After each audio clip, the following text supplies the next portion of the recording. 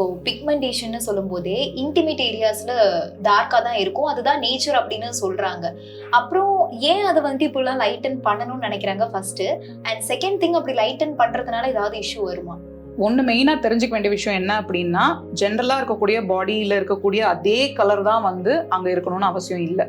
But அதுக்கு வந்து variation வந்து ரொம்ப ஜாஸ்தி இருக்குது அப்படின்னா அதுக்கான ரீசன்ஸ் ஒன்று பார்க்கணும்.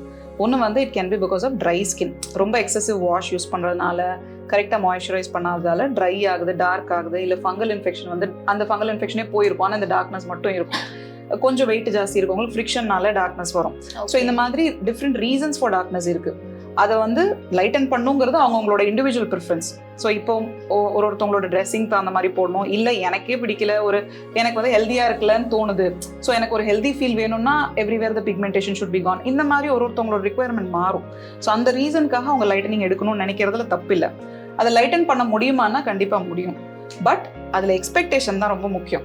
என்ன அப்படின்னா இப்போ வந்து ஒரு டம்மி ஏரியாவோ இல்லை பாடி இன்டர்னல் ஏரியாவில் இருக்கக்கூடிய கலர் வந்து அங்கேயும் வருமா அப்படின்னா நேச்சுரலாக அதால் வர முடியாது. Because these are folds.